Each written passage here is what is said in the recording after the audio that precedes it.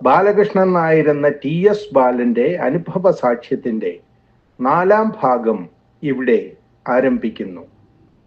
ചാടിക്കേറി വിശ്വസിക്കുന്നവർ അതിന് വിപരീതമായി മറ്റെന്തെങ്കിലും കേട്ടാൽ അതെല്ലാം ഇട്ടുകളഞ്ഞു പോയെന്ന് വരാം.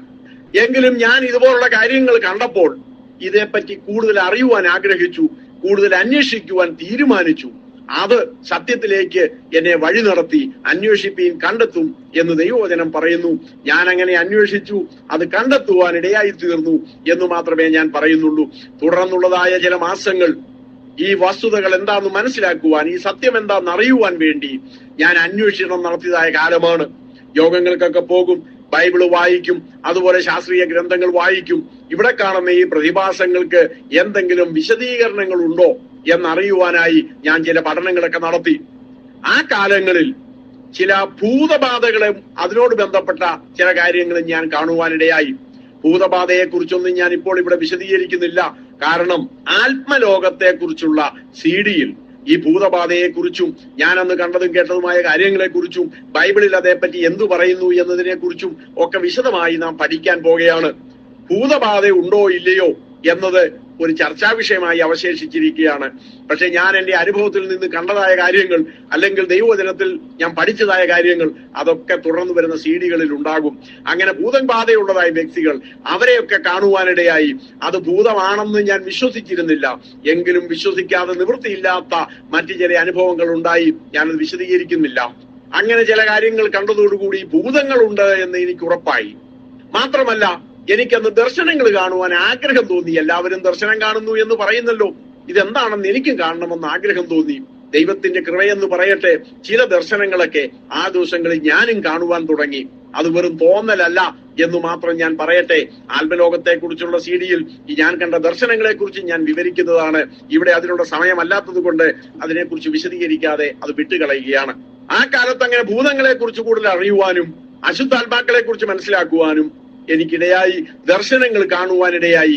1-2 വട്ടം ദൈവശബ്ദം കേൾക്കുവാനിടയായി. ഇതൊക്കെ ഹാലൂസിനേഷൻസ് ഒന്നും അല്ല എന്ന് എടുത്തു പറയട്ടെ. എങ്കിലും എനിക്ക് പൂർണ്ണ വിശ്വാസമായില്ല. ഞാൻ കൂടുതൽ അന്വേഷിച്ചു കൊണ്ടിരുന്നു. ഒരു ദിവസം മറ്റൊരു ദൈവദാസനിലൂടെ ദൈവത്തിന്റെ ആത്മാവ് എന്നോട് സംസാരിച്ചു. അതെന്റെ ഹൃദയത്തിൽ സൂക്ഷിച്ചു. അന്നേ വൈകിട്ട് വീട്ടിൽ ചെന്നപ്പോൾ എന്റെ അമ്മയും സഹോദരങ്ങളും കൂടെ ചേർന്ന് ഏതോ പെരുന്നാളിനോ ഉത്സവത്തിനോ അതുപോലെ എന്തോ ഒരു കാര്യത്തിന് പോയിരിക്കുകയാണ്. വീട്ടിൽ ഞാൻ മാത്രമേ ഉള്ളൂ. ഭക്ഷണമൊക്കെ കഴിച്ചിട്ട് ഞാൻ കട്ടിലിൽ കയറി കിടന്നു. അന്ന് കേട്ടതായ ദൈവാലോചനയെ കുറിച്ച് ചിന്തിച്ചു. അപ്പോൾ ഏറെക്കുറെ എനിക്ക് വിശ്വാസമായി കഴിഞ്ഞിരുന്നു. വളരെ സമയം ചിന്തിച്ചതിന് ശേഷം ഞാനൊരു തീരുമാനമെടുത്തു. ദൈവമേ, മരിക്കേണ്ടി വന്നാലും നിന്റെ വചനത്തിന് വേണ്ടി ഉറച്ചു നിൽക്കാമെന്ന് ഞാനിതാ തീരുമാനിക്കുന്നു. എന്തെല്ലാം പ്രതികൂലമുണ്ടായാലും കർത്താവിനെ പിൻപറ്റുമെന്ന് ഞാനിതാ തീരുമാനിക്കുന്നു. യേശുവിനെ ഞാൻ എന്റെ രക്ഷിതാവായി സ്വീകരിക്കുന്നു. ഇനിയുള്ള കാലം ഞാൻ യേശുവിന് വേണ്ടി ജീവിക്കും.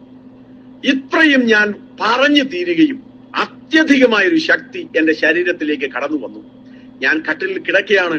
ആ കട്ടിൽ എടുത്തിട്ട് ആരോ എന്നെ അടിക്കുന്നത് പോലെ ആയിപ്പോയി. എനിക്ക് എന്റെ ശരീരത്തെ നിയന്ത്രിക്കാൻ കഴിയുന്നില്ല. 4-5 മിനിറ്റ് സമയത്തോളം ഞാൻ ആ കട്ടിലിൽ കിടന്ന് വാസ്തവത്തിൽ പണ്ട് പറഞ്ഞതുപോലെ തുള്ളുകയായിരുന്നു എന്ന് പറയാം. എന്റെ ശരീരം എനിക്ക് നിയന്ത്രിക്കാൻ കഴിയുന്നില്ല.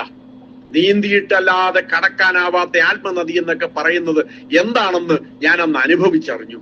കുറച്ച് സമയം കഴിഞ്ഞപ്പോൾ ഒരു വിധത്തിൽ എനിക്ക് എന്റെ ശരീരത്തെ നിയന്ത്രിക്കാൻ കഴിഞ്ഞു. അത് കഴിഞ്ഞ് ഞാൻ എഴുന്നേറ്റു. അപ്പോഴും എന്തൊക്കെയോ ശരീരത്തിലൂടെ ഓടി നടക്കുന്നത് പോലെയോ എന്തൊക്കെയോ എനിക്കൊരു പ്രത്യേക അനുഭൂതി.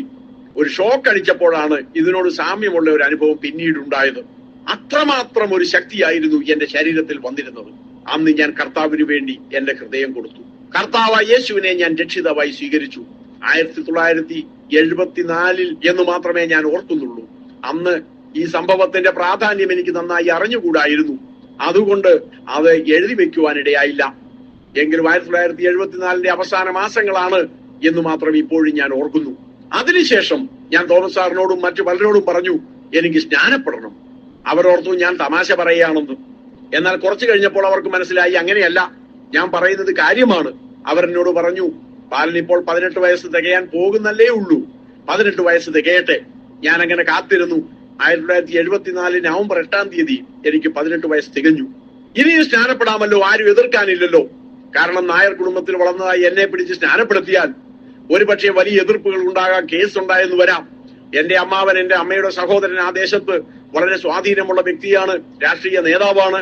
അദ്ദേഹത്തിന്റെ മരുമകനായി എന്നെ പിടിച്ച് സ്നാനപ്പെടുത്തിയാൽ കേസിൽ കലാശിക്കുമെന്ന് തോമസ് സാർ ഉൾപ്പെടെയുള്ളവർക്ക് അറിയാമായിരുന്നു. അതുകൊണ്ട് 18 വയസ്സ് തികയുന്നത് വരെ അവർ കാത്തിരുന്നു. എന്നാൽ 18 വയസ്സ് തികഞ്ഞതിന് ശേഷം വീണ്ടും ഞാൻ അവരോട് പറഞ്ഞു, എന്നെ സ്നാനപ്പെടുത്തണം. പക്ഷെ അവർക്കും ധൈര്യമുണ്ടായില്ല, പ്രശ്നങ്ങൾ ഉണ്ടാകും എന്ന് ഉറപ്പായിരുന്നു. അങ്ങനെ 3-4 മാസം കൂടെ വീണ്ടും കഴിഞ്ഞുപോയി. ഒരിക്കൽ കട്ടപ്പന എന്ന് പറയുന്ന സ്ഥലത്ത്, ഞങ്ങളുടെ പ്രദേശത്തു നിന്നും ഏകദേശം 10 കിലോമീറ്റർ അകലെയുള്ള സ്ഥലമാണ്, അവിടെ ഒരു കൺവെൻഷൻ നടക്കുമ്പോൾ അതിൽ സംബന്ധിക്കുവാനായി ഞാനും ഈ തോമസ് സാറും ഒക്കെ പോയി. കൺവെൻഷൻ കഴിഞ്ഞ് അന്ന് രാത്രി അവിടെ കിടന്നു. പിറ്റേ ദിവസം ഞാൻ തോമസ് സാറിനോട് പറഞ്ഞു, ഇതിപ്പോൾ നമ്മുടെ വീട്ടിൽ നിന്നും അല്പം അകലെയാണല്ലോ, അതുകൊണ്ട് നിങ്ങൾ ആരും ഭയപ്പെടേണ്ടതില്ല, എനിക്ക് ഇവിടെ വെച്ച് സ്നാനപ്പെട്ടാൽ മതി. ഞാൻ പരസ്യമായി എന്റെ ദേശത്ത് സ്നാനപ്പെടാൻ തയ്യാറാണെങ്കിലും അവിടെ പ്രശ്നമുണ്ടാകുമെന്നുള്ള ഭയമുള്ളത് കൊണ്ട് മാത്രം അത് വേണമെങ്കിൽ നമുക്ക് ഒഴിവാക്കാം. ഇവിടെ കാഞ്ചിയാർ എന്ന് പറയുന്ന ആറുണ്ടല്ലോ, അവിടെ നമുക്ക് സ്നാനപ്പെടാം. അപ്പൊ അവർക്ക് സമ്മതമല്ലായിരുന്നെങ്കിൽ ഞാൻ നിർബന്ധിച്ചത് നിമിത്തം അവരെന്നോടൊപ്പം വന്നു. അങ്ങനെ തോമസ് സാറ് ആ കാഞ്ചിയാറ്റിൽ 1975 മാർച്ച് 10-ാം തീയതി എന്നെ സ്നാനപ്പെടുത്തി. ഞാൻ സ്നാനപ്പെട്ടു എന്ന വിഷയം ഏതാനും ആഴ്ചകൾക്കകം ഞങ്ങളുടെ ദേശത്ത് ഫ്ലാഷായി. എങ്കിലും പ്രതീക്ഷിച്ച അത്ര വലിയ പ്രശ്നങ്ങൾ ഉണ്ടായില്ല. കാരണം പലർക്കും എന്റെ സ്വഭാവം അറിയാമായിരുന്നു. സത്യമെന്ന് എനിക്ക് ബോധ്യമുള്ളതിന്റെ പിന്നാലെ ഞാൻ പോകും. അതിനുവേണ്ടി എന്ത് കഷ്ടനഷ്ടങ്ങൾ സഹിക്കുവാനും തയ്യാറാകും എന്ന് ഏവർക്കും അറിയാമായിരുന്നു. സാധാരണ ആരെയും വകവെക്കുന്ന സ്വഭാവമില്ല. അമ്മാവനെ പോലും ഞാൻ ആ കാലത്ത് വകവെച്ചിരുന്നില്ല. കാരണം സത്യത്തിനു വേണ്ടി നിവരു നിൽക്കുവാൻ ആരെയും ഭയപ്പെടേണ്ട ആവശ്യമില്ല എന്ന് ഞാൻ ഉറപ്പിച്ചിരുന്നു. അതുകൊണ്ട് മിക്കവരും എന്നെ എതിർക്കാൻ തയ്യാറായില്ല. എങ്കിലും ഹൈന്ദവരായ ചിലരൊക്കെയും എന്നെ ഭീഷണിപ്പെടുത്തുവാൻ കടന്നു വന്നു. അവർ പറഞ്ഞു, ഞങ്ങൾ അങ്ങനെ ചെയ്യും ഇങ്ങനെ ചെയ്യുമെന്നൊക്കെ പറഞ്ഞതല്ലാതെ ഏറെ ഒന്നും ചെയ്യുവാൻ അവർക്കും കഴിഞ്ഞില്ല. ഏറെ താമസിയാതെ ഞാൻ വിശ്വാസത്തിൽ ഉറയ്ക്കുവാനിടയായി, ദൈവവചനം കൂടുതലായി പഠിക്കുവാനിടയായി. അങ്ങനെ 2-3 വർഷം കൂടെ കഴിഞ്ഞു. അപ്പോഴേക്കും എനിക്ക് 22 വയസ്സോളം ആയപ്പോഴാണ് എന്റെ വിവാഹം നടന്നത്. അതേപ്പറ്റിയും ഏതാനും വാക്കുകൾ കൂടെ പറയേണ്ടിയിരിക്കുന്നു.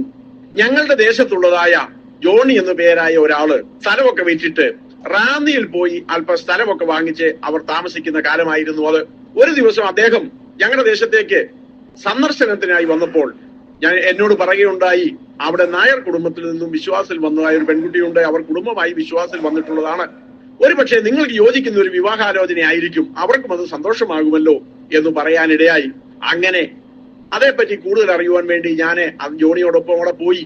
അപ്പോഴാണ് അറിയുന്നത് എന്നെ പോലൊരാളുമായി അധികം താമസിക്കാതെ വിവാഹം നടക്കുമെന്നുള്ള കാര്യം ദൈവത്തിന്റെ ആത്മാവ് അവരോട് അറിയിച്ചിരുന്നു.